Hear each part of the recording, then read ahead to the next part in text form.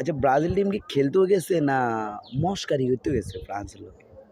এই যে Vinicius junior দেখলাম যে রিয়াল মাদ্রিদের ১০ নম্বর জার্সি, আবার দলেরও ১০ নম্বর জার্সি, ক্যাপ্টেন ধরতে গেলে।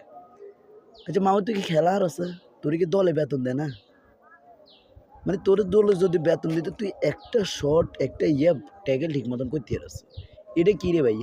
তোর তো থাবার মারে দে, বল চলে যায়। তুই একজন ১০ নম্বর জার্সি দলের একজন যে দায়িত্বশীল ব্যক্তি, আরো রাইট সাইডে খেলতেছস লগের রাফিনো, তোর তো হাজার গুণে রাফিনো ভালো খেলছে। রাফিনোস বল যেগুলো নিয়েছে এবং গলি বক্সে, বল যেগুলো নিয়েছে এবং গলি বক্সে। এই যে ভিনিসিয়াস, আমি খেলা দেখি প্রথমে বাবুরে আজকে কোনো এক হালি টালি হুড়ে খাইনি এগুলো, না 7 আপ খাইলা কত এর মতো এখন না দেখি তো 2টা খাইছি, একটা দিছে 2টা খাই গেছে। এই কচ্ছিপের সুযোগ দিলে কচ্ছিপা গলি বক্সে, কচ্ছিপের যেতে সুযোগ দেবো কাতার বিশ্বকাপে আর্জেন্টিনার কচ্ছিপের 2 মিনিটে 2টা গোল দিছে। এ হে সেই কচ্ছপ। আর এখন এই কচ্ছপ পরিবর্তন এখনো হয়নি। কচ্ছপের হয়েছে, কিন্তু ব্রাজিল দলটা এখনো আকালো অঞ্চলেতে হালার গালারে আনছে দলের পরিবর্তন করে, উল্টা দলটা আরো ধ্বংস হয়ে গেছে।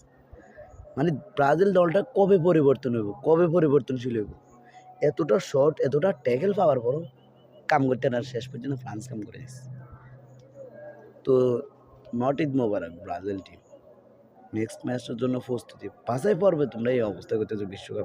বিশ্বকাপে যাইলে তোমরা কি করবে?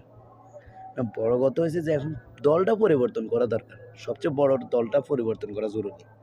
ব্রাজিলটা একটা বিশ্বকাপ, বড় একটা বিশ্বকাপ আইতেছে, এইভাবে যদি খেলা হয় তাহলে আমার মনে হয় না যে প্রথম ইয়েতে যাইতে পারবে, তারা প্রথমটাই বাদ হয়ে যাবে।